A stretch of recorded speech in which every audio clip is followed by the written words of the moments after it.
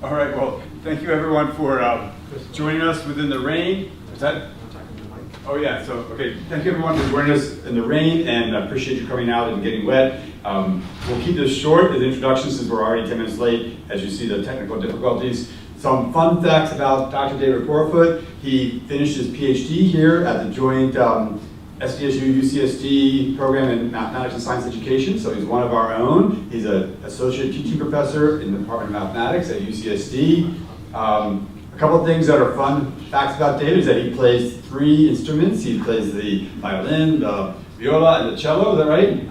And he has written over 40 crossword puzzles for the New York Times, which is really brainiac. So, without further ado, please welcome David Quarfoot.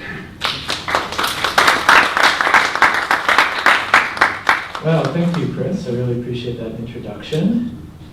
As you mentioned, my name is David Quarfoot. I'm an associate teaching professor at UCSD. I teach half math and half statistics. I've been there for about 7 years now. So thank you for inviting me to this and scheduling this in a fairly large room. I wouldn't know what to do if I were in a small room, because that's not my life anymore. So let me start by giving you a sense of what we're going to do today. I'm going to try to make this interactive to some degree, and you can see some of the things that I do in my classes. In order to do that, it's helpful if you can log in to this site, socrative.com.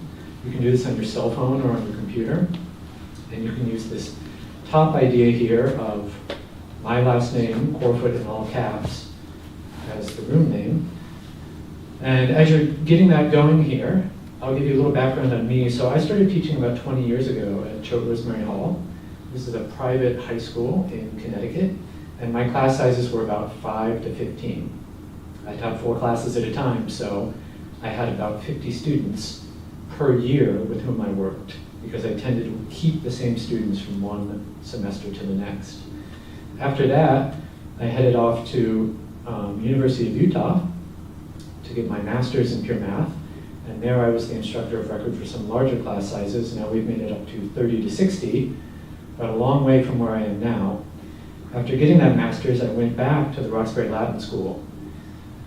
This was a school on the East Coast. It's a private all-boys day school, middle school, high school, and again, I was teaching these small classes 5 to 15. So about 50 students a year with whom I would have some really deep connection. And in my current job at UCSD, which started in 2016, you can see the class sizes are much bigger. Now we've made it up to 80 to 400 is my typical class size per course, and I teach about 6 classes per year. So you might have noticed that these numbers are getting bigger in my life. I'm teaching larger and larger things, and you can see here on the right side, this is the historical trend of what's happened at UCSD. The school started in the 1960s, and in those 60s, when it first began, UCSD only had a very small number of people. It began with 100 people, roughly, all graduate students. And then as you go through down the years on the right side, you see it getting bigger to about 30,000 in 2015, and the current enrollment of about 42,000 undergrads and grads combined. That's quite a dramatic growth in just 60 years for a very young school.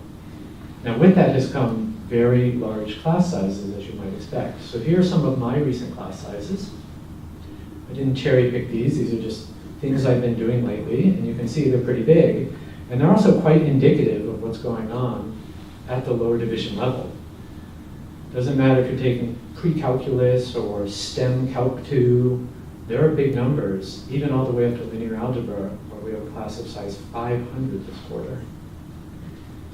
Now, when you teach for 7 years in this environment, you pick up a few things on the fly, and I want to go through some of these lessons today. So the first thing is, you have to have some policies in place to push back on the administrative force, the wave that's coming at you. So since I do a bunch of statistics, I'll frame some of these things statistically, so it feels a little more mathematical today. So we'll start with a random student, probability P, that they're going to miss some deadline. That might be a homework that's submitted, it might be showing up for an exam, something like that. Now if you want to expand this out to your whole class, now we can create a binomial distribution, which is something that helps model when you have n people instead of just one. And we can let x be the number of students in your class that are going to have some problem meeting some deadline. Now, for those that know statistical theory, you know on average, or the expected value is n times p, which is also intuitive. So what I want to first explore is what's going to happen in the expression n times p when you look at some different n's and p's. So if you're lucky enough to have a class of size 25, and we'll set p as, oh, only a 5% chance. I'll be very generous right now. You'll see that you're going to wake up the next day after your event and have an email about 1. And almost any teacher could manage this, right? Now, as you push this up to size 200, now you wake up to 10 emails the next day. And if you want some more realistic numbers, we'll go to my class in the fall. I taught 450 students, and we have a 7% value for P now. And you can see that I would wake up to 32 emails every single day if I didn't do what we're about to talk about. And this is just for one event, one homework assignment, one exam, one class that people are getting sick and can't come to. So when you multiply by the number of events in the course, you see the administrative wave that's going to come crashing down.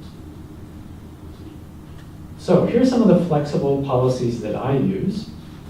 First of all, I always have a drop X of Y homework assignments, maybe 2 out of 17 or 1 out of 15, something like that.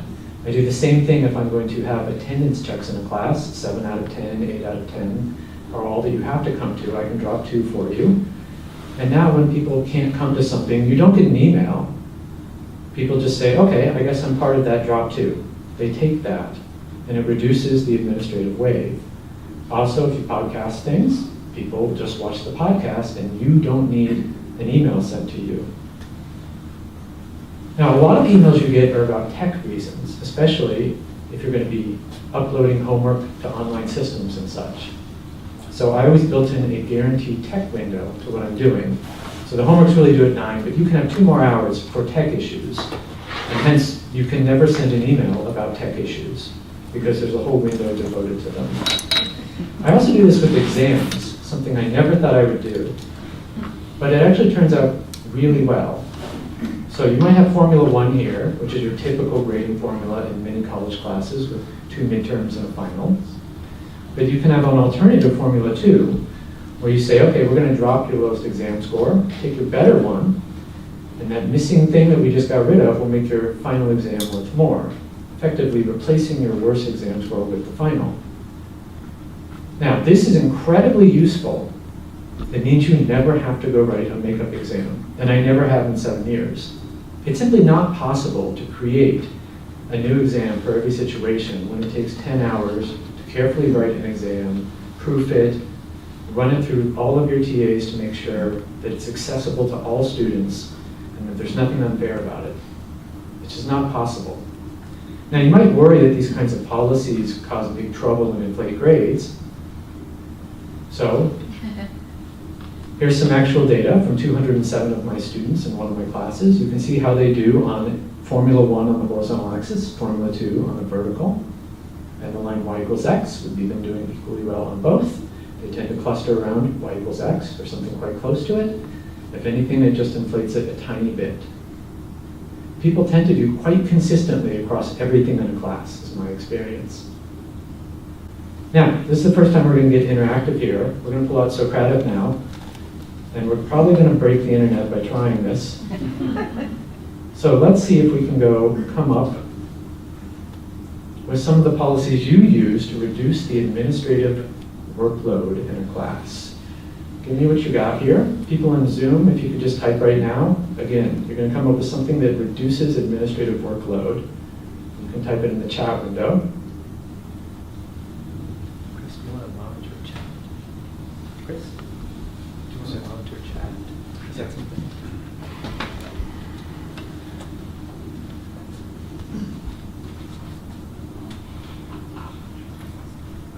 DQ, are you sharing that screen up there? Chris, you can do it. Okay. Okay. So Mike's going to monitor the chat. Okay.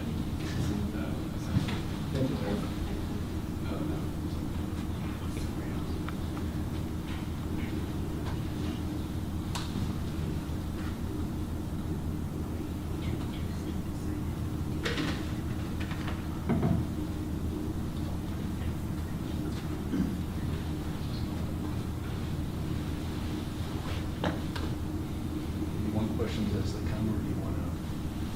Sorry, do you want questions as they come? Or did you want questions as they come, or were you giving people? I'll come to you. I've got one, so. Hi, we're going to start in chat. Mike McKean's going to help us there. What have you seen from chat?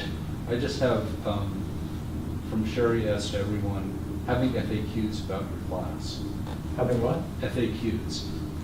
Very good idea. Having an FAQ section in the syllabus. That's very nice. Let's see what we got here now that we reveal this. Take-home exams, collecting work over grade scope. Google form to request homework extensions. Interesting idea. So you can take a screenshot or a camera picture if you want to see these. No homework. That's an interesting idea. I'm actually considering that idea in future quarters. Hi, let's move on to the second lesson here, and it's about rare and ultra rare events. So I'm going to do a little more modeling with stats here. We'll take lambda as a rate at which these things happen. We'll start with a rare event, and we'll say a rare event is something for a student that happens 1 out of 100 days. Okay, so there's some definition you could make. Now the first thing you want to do is scale up that rate to an entire class. So if you have 300 people, say, it's pretty big, and you have a 70-day quarter, you might wonder how many rare events you're going to see. 210 rare events, or roughly 21 per week in a 10-week quarter. Now that's just an average rate. If you use a Poisson distribution, you can see the different possibilities on the horizontal axis and how likely they are on the vertical axis. And you'll notice that everything from about 160 to 260 is quite common in this scenario. You can see some examples here of some rare events that I get often. Submitting the wrong homework, for example. Now, I actually think it's more interesting to think about the ultra rare events. So I say this is 1 out of 1,000 days a student will experience an ultra rare event. So that is once every 3 calendar years, or once every 1 college career, you have an ultra rare event. Okay? So scale that up, and now you have 21 of these per quarter in a given class. Now, I have some examples down here of things that happened this quarter to me. I do consider these pretty ultra rare. A student sent me an email with a picture of a car that had driven into the apartment and broke the wall. Okay, there's something that happened. You can see other examples here. The reason I bring this up is not only to make you aware of the mathematical reality which you're going to face in a large lecture class, but perhaps more importantly, you have to develop a patience with these things. If you're teaching in a normal teaching setting with small classes, you see an ultra rare thing maybe once every 3 or 4 years. So you've had this time to emotionally adapt. You get worked up over it, and then you deal with it, and then time goes on. But when they come once a week, you have to have the patience to deal with that. Because for the student, it's their 1 in a college career event. For you, it's something that you see 21 times a quarter. And I think that difference, you have to make sure you deal with it properly. Okay, here's another one. There's little hope of a shared knowledge base. So again, we'll take this at the student level start. P is the probability a random student is familiar with your exotic context that you were so excited about. You wanted a problem about baseball. So you put a problem about baseball. So I want you to think for a moment. So first, your turn. If you have a class of size n, what's the probability all the students will be familiar with your context? So I'll give you a minute to think about this. I think the answer is 0.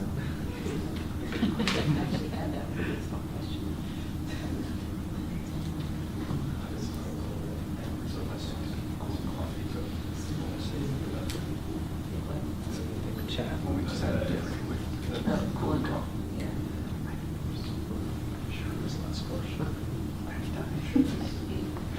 Does anyone in the room want to share out their guess here? Extremely low. Less than 1%. 25%. Well, the answer should involve P, P. and it should involve N. One minus P to the N. One minus. Oh,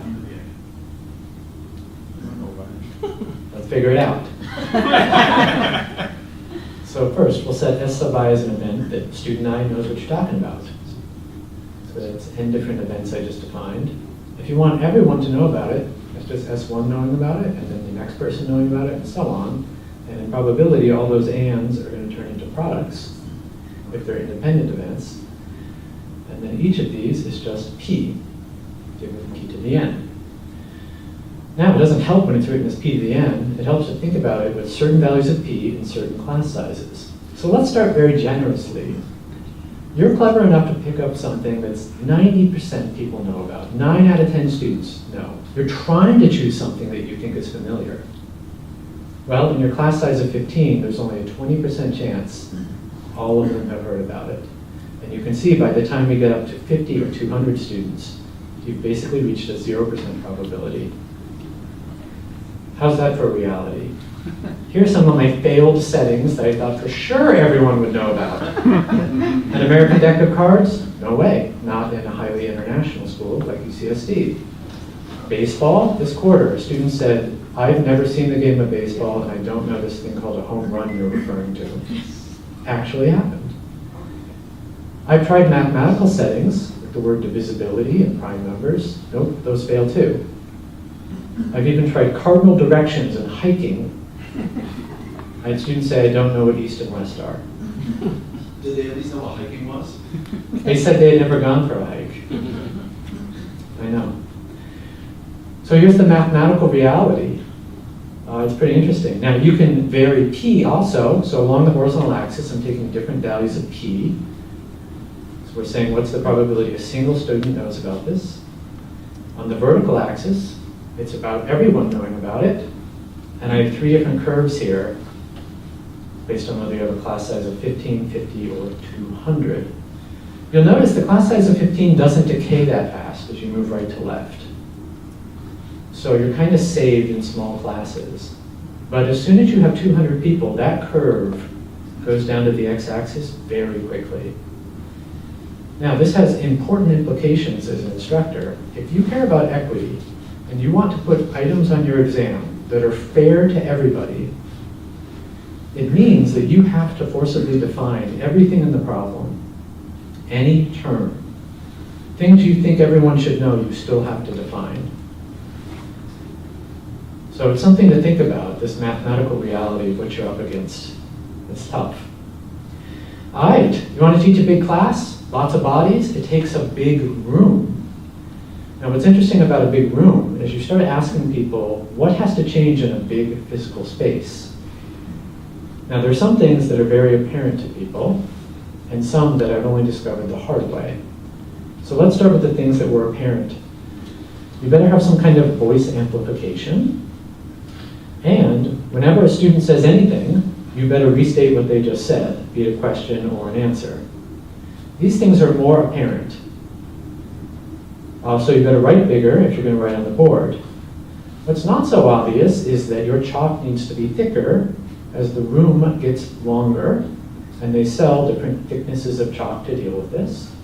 And if you're going to use computer graphics, like I do on these slides, you have to increase the width or font size or whatever the metric is, the weight of things.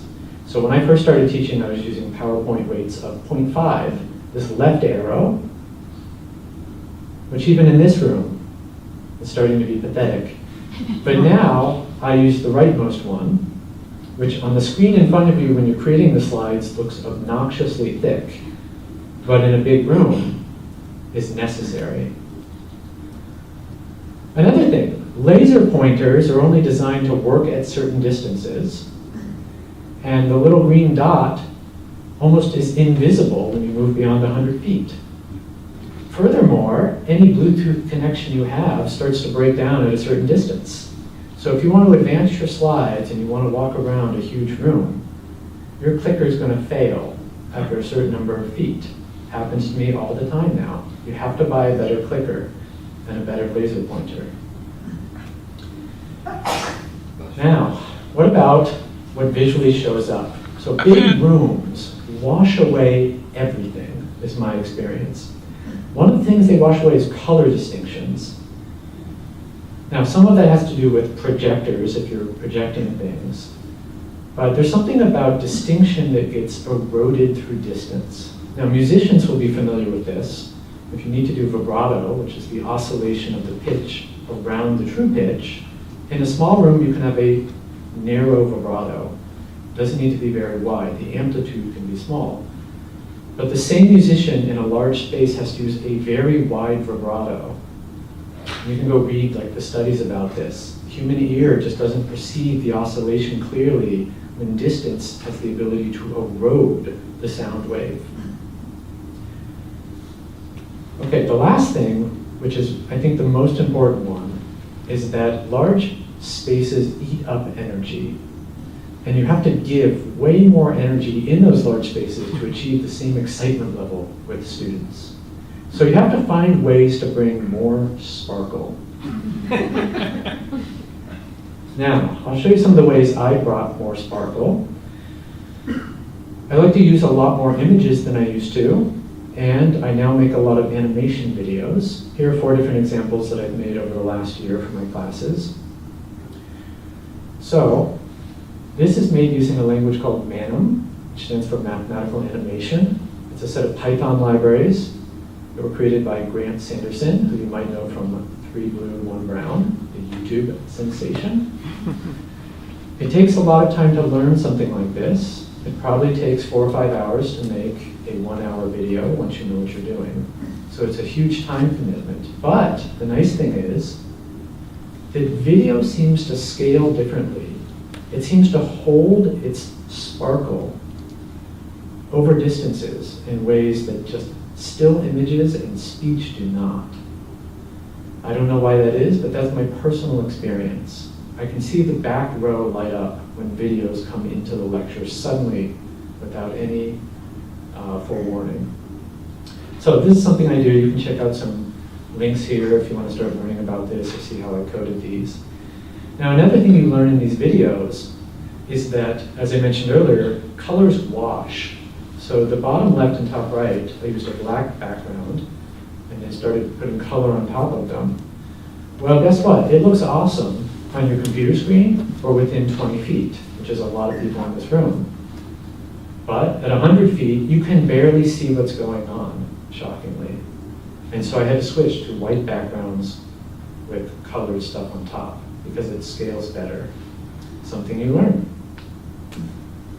All right, here's the last lesson, our 5th. It has to do with emotion, interaction ratios, and large spaces.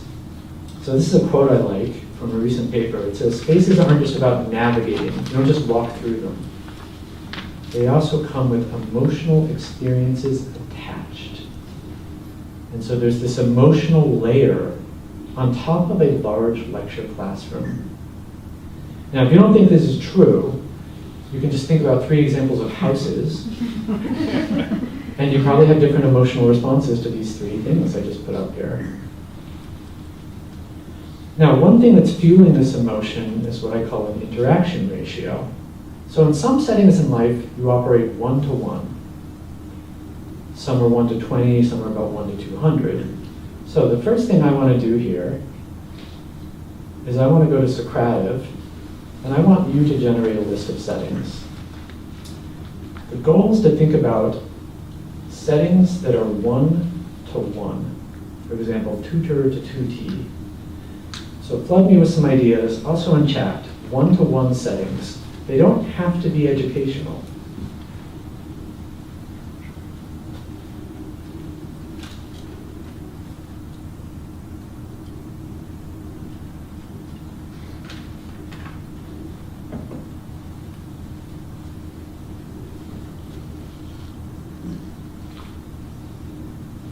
If you've already thought of your setting, the harder challenge, what emotions or descriptive labels do you think about in that setting? How would you describe that setting? All right, we're going to start with chat. Mike, what do you got for us? I got date from Blue, text message from Brendan Kelly, pair from Shani. Okay, so we have a date, assuming 2 people are in the state, and we have a text message Pair, which is pretty general. and a pair. A Inter- pair of anything. Yeah. Ice dancers. There was also duel to the death, apprenticeships, phone call, Duel to the death. tennis match, chess game, job training. Chess match. I don't know about job training. Hi, we got some answers here. Date night, road trips, I like that one. Intimate dinner, dinner with my partner. Office hour, okay. Criminal parole officer. Okay, let's make it harder. Let's go to 1 to 200. I found this more difficult when I was thinking about it. Once you have your example, also try to think about the emotions you attach to that interaction ratio.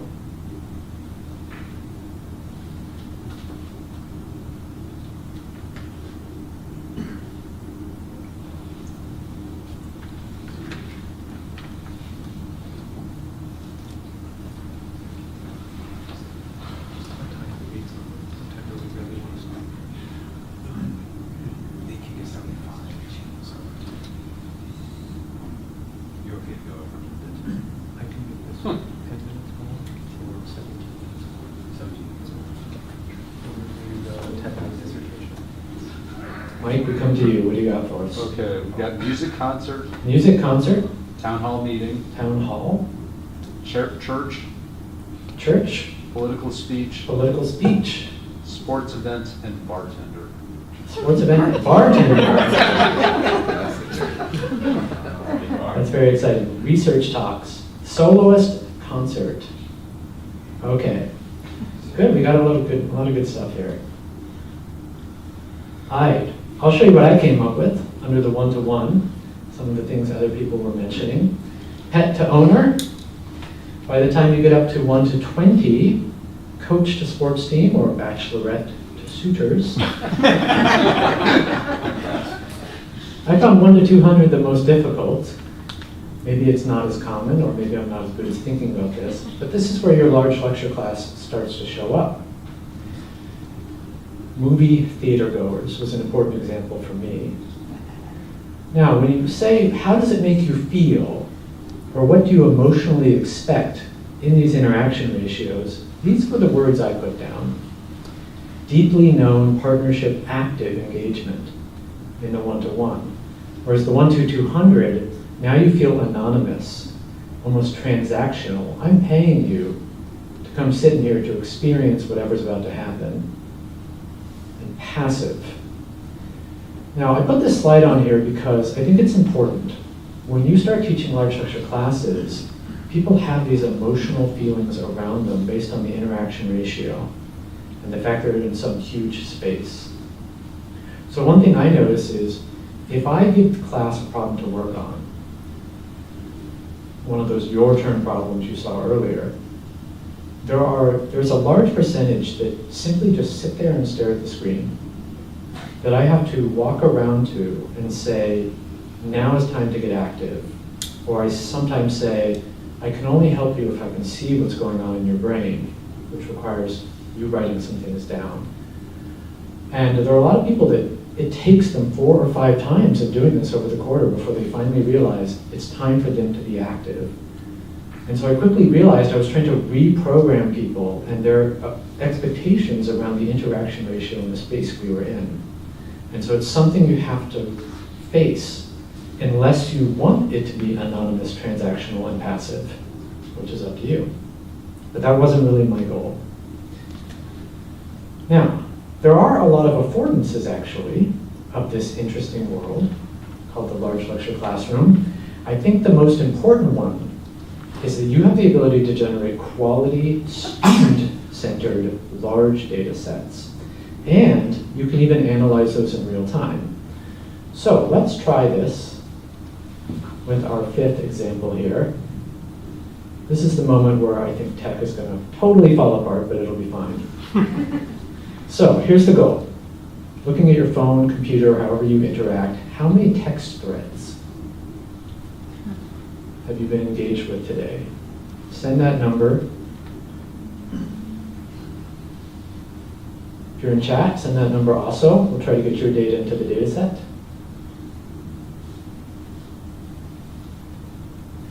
I didn't say how many people because you might have a text chain with like 42 people on it. That's why I said threads.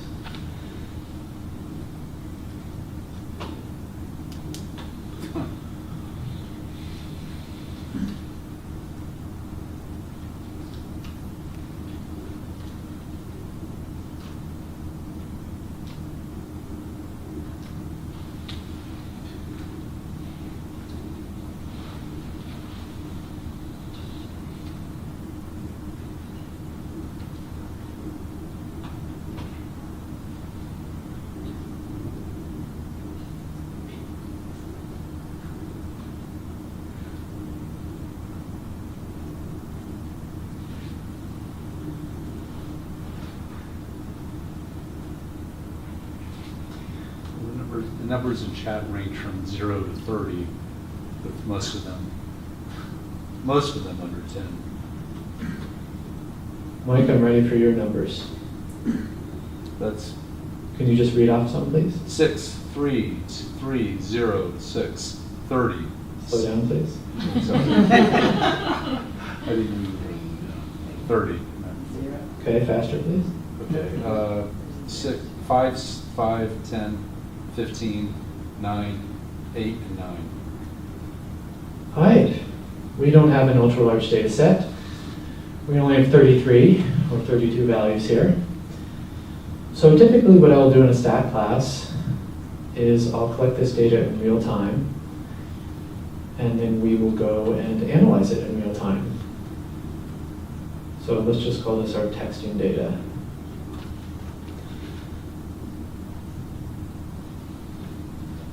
Save it to a folder that we have no hope of getting back to.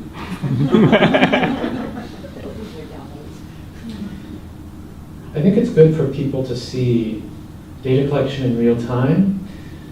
Often students have these really curated data sets, and they don't recognize that when the sample size starts getting large, you start getting all sorts of problems in your data. You already saw one if you were paying attention to what I just did.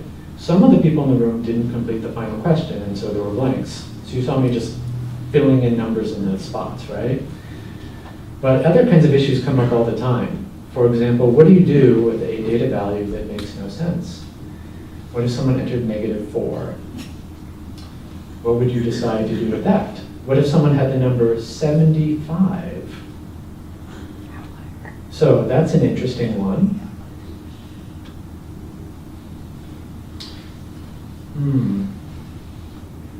Well, I don't know where our data went, but we'll pull up this data set that looks like it's fine.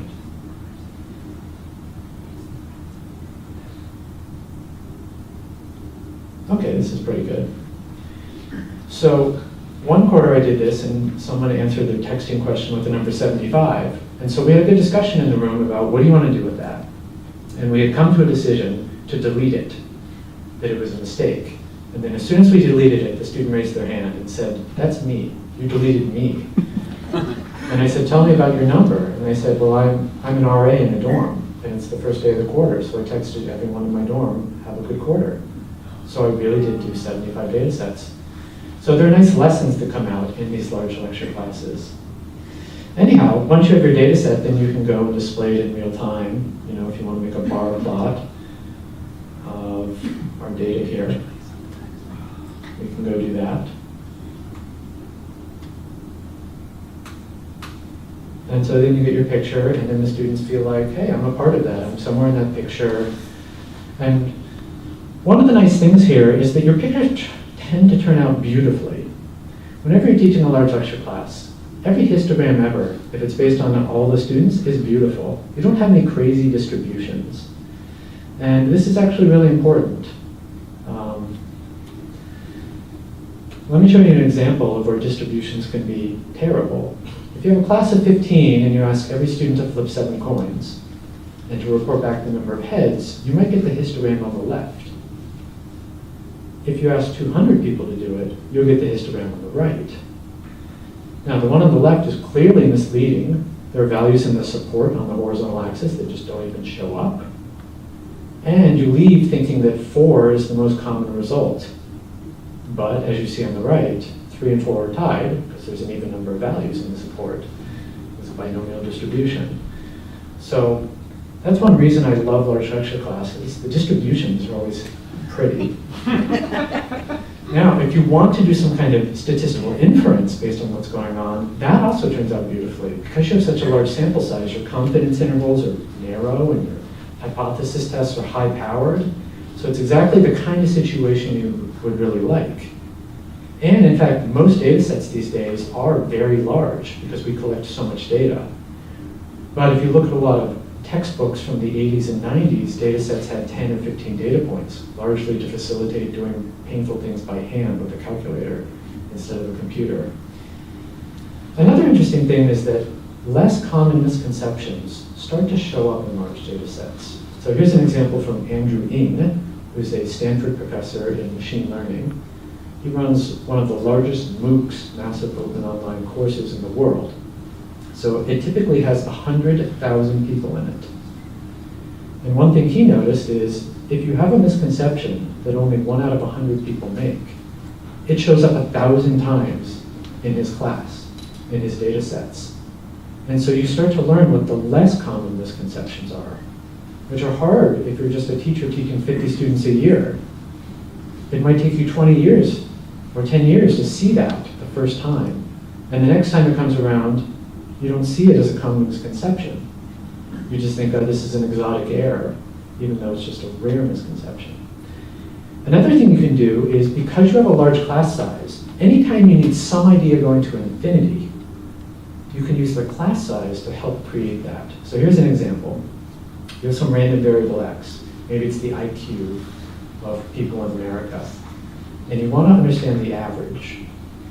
So what do you normally do? You normally collect one sample of n people and take the average in your sample. Now there comes a point where you want to start thinking about the average as a random variable, a thing that has its own distribution. And this is a very hard moment in intro stats. From x being a random variable to x bar, the average being a random variable. Now, one way you can start to do this is by thinking about a second sample, which has its own average, and keep doing this a lot of times, m times, where m is big. Now, if you have m averages, you can dump them in a picture, and you can start to show students the histogram of x bar. Now, I think what's tough about this in a small class is this array of data, which is two-dimensional. It's very hard if one human being has to create both of these dimensions, if they have to collect the first sample, and then the same person has to collect the second sample, and so on. But if you have each student do one of the samples, the horizontal dimension is a single student, but then the vertical dimension of this is spread across different human beings. And so students start to feel like, oh, maybe something different could have happened for the average, because a different human being has a different number in the room.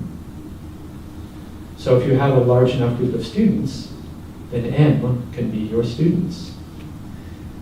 Now another obvious one, and it was one of the reasons I first started teaching at UCSD, was the desire to have greater reach. And this is nothing more than the breadth versus depth trade-off. So when I was teaching at those small East Coast private schools, I said I was teaching 50 students a year, and that's very accurate. So over a 30-year career, you reach 1,500 students. Now, you have incredible depth with them. There were students that I taught for 3 years straight across multiple courses, computer science, BC calculus, and so on. They lived in my dorms. I taught them rock climbing. I'm still in touch with them today because of that great depth. But now at UCSD, where I teach 1,000 students a year, I'll reach 30,000 students during their career. So if you believe that what you have to offer in the classroom is really special, then seeking out large lecture classes is a way to bring that to more people. If you're willing to accept the breadth versus depth trade-off, which I understand that people aren't, because I've been on both extremes of this. Finally, there's a chance for everyone in the room to shine. So you could go calculate the probability at least one person knows about some exotic area that you plan to bring up. So So let's start at the student level again. Piece the probability a random student knows about your exotic topic that you're so excited about. What's the probability at least one knows? The best way to do this is to think about complementary probabilities. Figure out what's the probability no one knows and subtract it from 1. If no one knows it, then S1 doesn't know it, and S2 doesn't know it, and so on through all the students. And as you saw before, all those ands turn into products. And S1 not knowing it is just 1 minus P. So here we have 1 minus quantity, 1 minus P to the n. This is the reality that at least one person in the room can connect with your exotic thing you're about to do. So what does it look like for, say, P equals 1 over 50? That's pretty exotic in different class sizes. When you only have 15 people, there's not a great chance someone in the room can connect with it. But by the time you have 200 people, you're near 100%. Now, I use this to my advantage, not on exams. I don't want to have something that's so exotic no one's heard of it. I don't think that's fair. But if you're just doing an example in class, maybe you have the perfect setting for something. Maybe it's not an area that people are familiar with, but the chance someone in the room can connect with it and can offer feedback is very high in the large lecture class. You can see my exotic areas here. Age cutoffs in the Canadian educational system.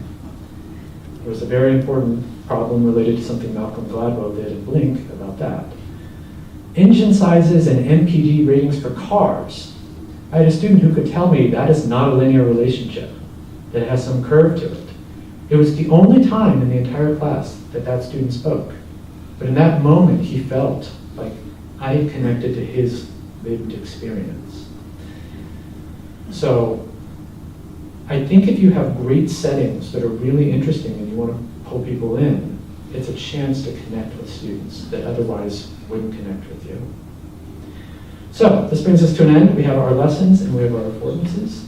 I hope this was fun for you, and I welcome any questions. Thank you.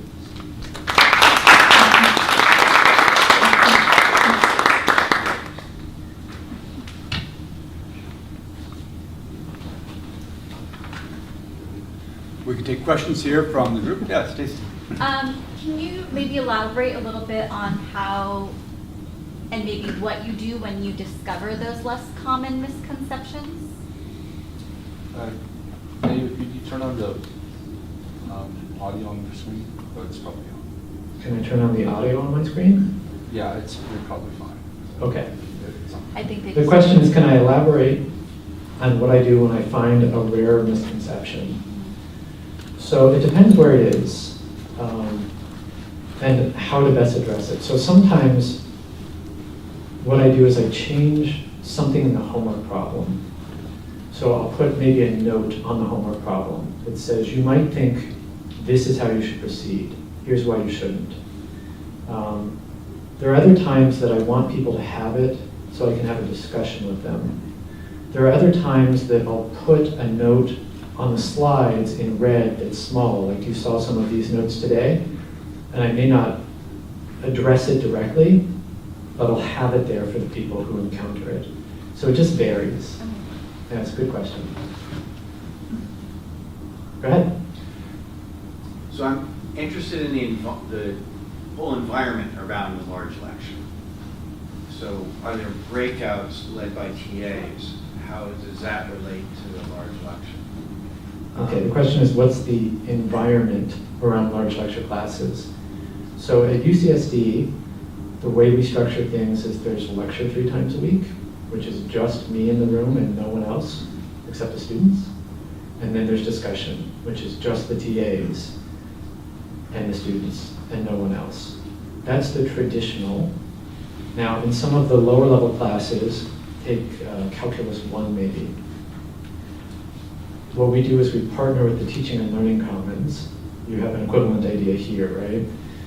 And what happens there is they will embed some of their supplemental instruction leaders, maybe IAs is the name of different schools, into those discussions. And so the TAs and the SI leaders are together, but we separate lecture, we separate the human beings, basically, from faculty versus TAs and supplemental instructors. And guess I'm wondering how would you like it to work? If you could model it yourself, are you happy with that? And, what's the relationship between you and the TAs? What would I do if I could control the administrative structure? I don't have the answer to that. Sometimes I don't think about things until they are a possible reality, if I'm just being honest. Like I try to just say, what's in front of me? How do I maximize that? And I know right now, UCSD, like many schools, faces financial challenges. And so we just don't have the bandwidth to do some of the things people would dream about. So I haven't been dreaming much. That's the honest answer. Go ahead. Oh, how often do you use the Socratic.com app in a typical lecture?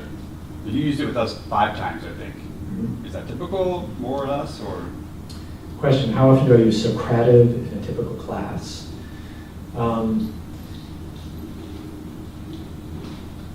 If there are 25 lectures in a quarter, so take away exams and other exotica holidays, I tend to have probably 20 of the 25 classes have Socratic. In one of those classes that has it, I tend to use it once, but it will have 5 or 6 questions. So I won't go back and forth like I did today. And those questions will have a mixture of multiple choice and free response like you were doing, like you're effectively texting me. And I try to mix it up based on what's going on in the class. And if I'm going to have a data collection, it will come at the end of the Socratic questions, so we can then transition into a data analysis in real time. Go ahead. I had a question about like how explicit you are about some of these like practices to your class. Like, do you tell them about like the perception of like interaction ratio, the fact that they might have like a different experience, so like the moves that you're going to use to hopefully get them out of that?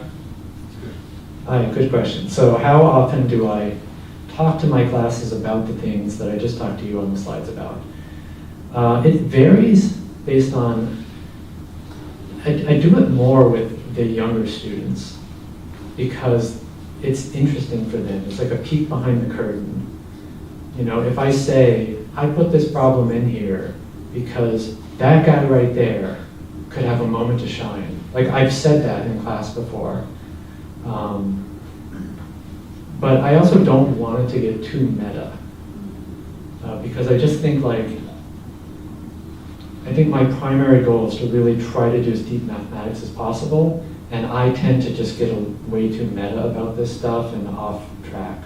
So I've been trying to hold myself back. So I would say like 10 or 15% of what you've seen today, I will articulate.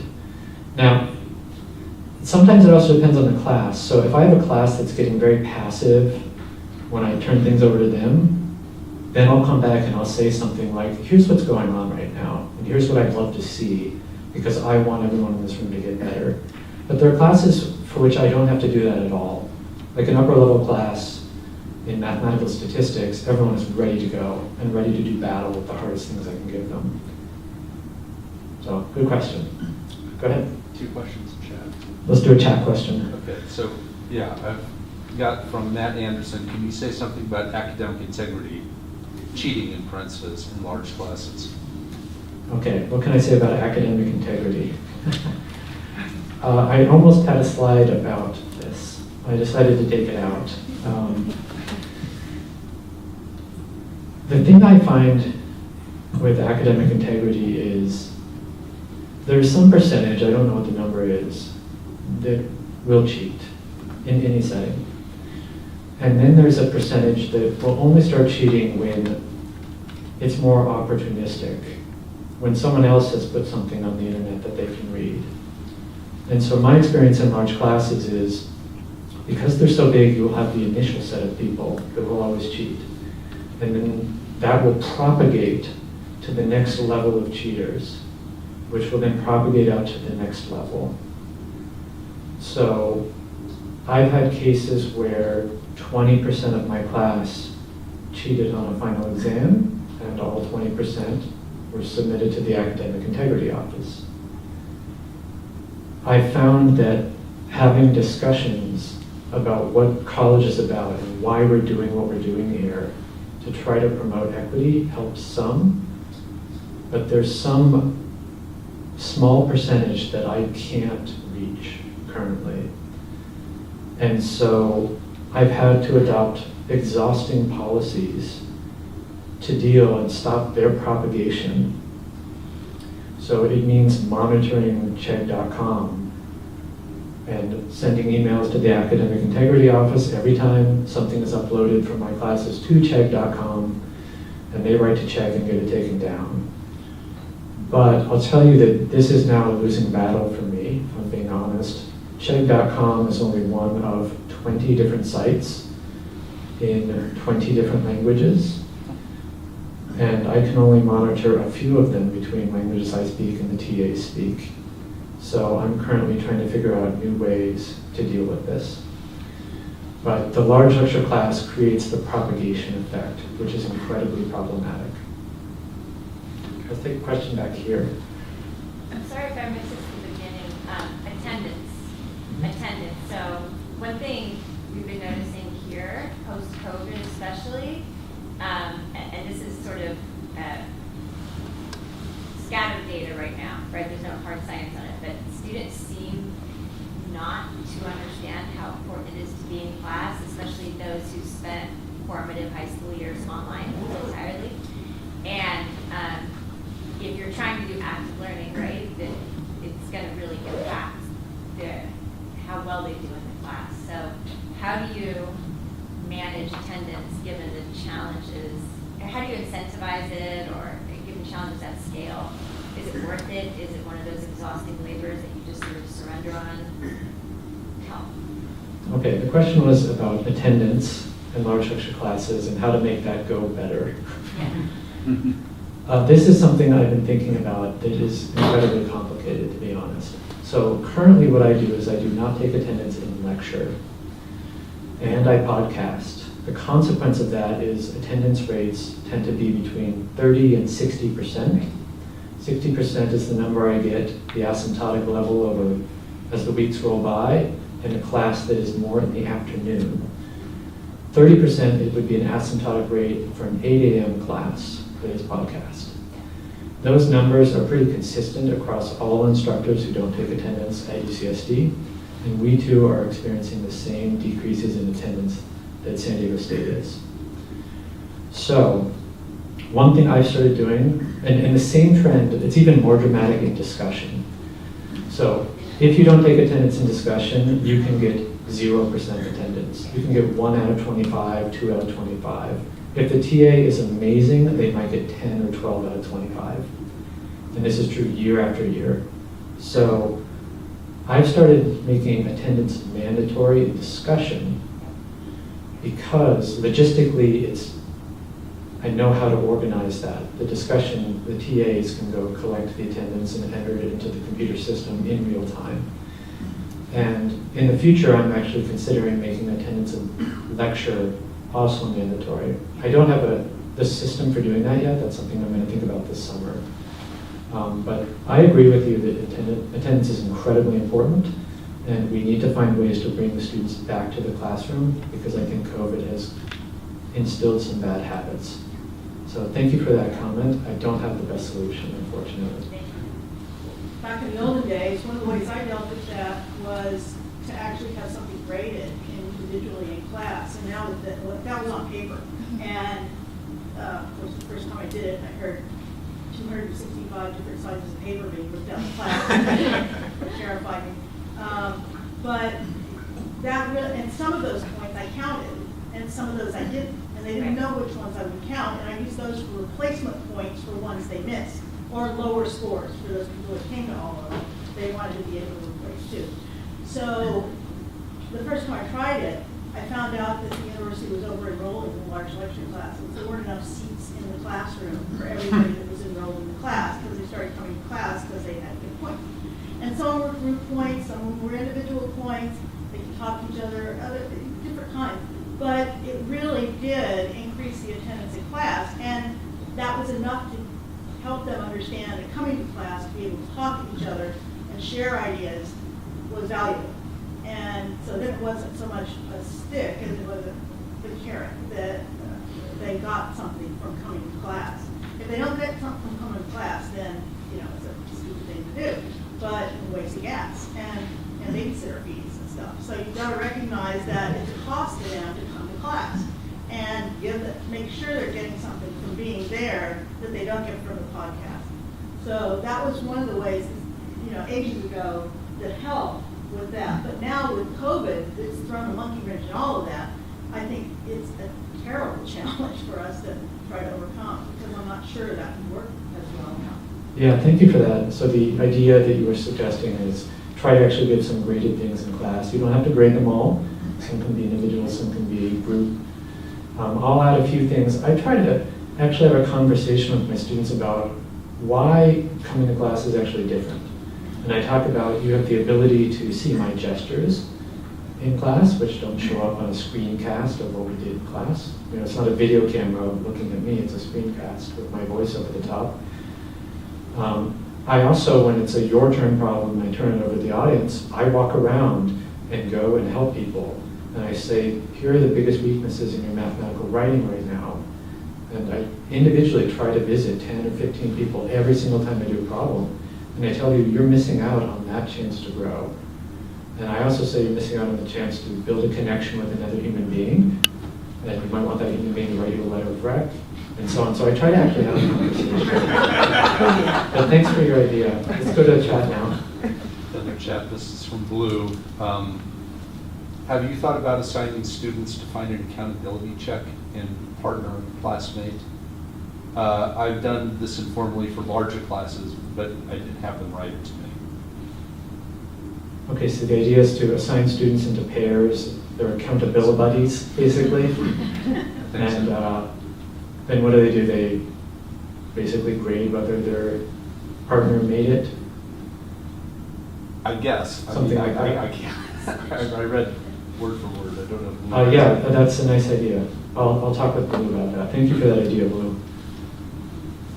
One more from Colin if there's nobody else. Yeah, we'll finish with Colin's question here. Okay. In your experience, do the theoretical probabilities you discussed in this talk appear in real life? Ultra rare life moments, students not knowing common settings, etc.? Yeah, so the question is, do the probabilities I said and the claims I made actually seem to pan out? Or are they just, you know, like a lot of these calculations depend on independence, for example, which may not be true. My experience is that they exactly pan out. When I put the numbers through, I said, that really matches my experience. And I said, you know, could I list 21 ultra rare events that happened this quarter? You know, and I got up to 11 or whatever 10 were on that slide. And those are just the ones that I was like, thought were okay to share in a public space. So I do think, actually, that the numbers are pretty close, which is kind of shocking. And just the amount of email I get and all these things. So, yeah, it was a wake-up call for me to actually do the numbers behind this and see them match. Okay. Great. Well, let's thank David again.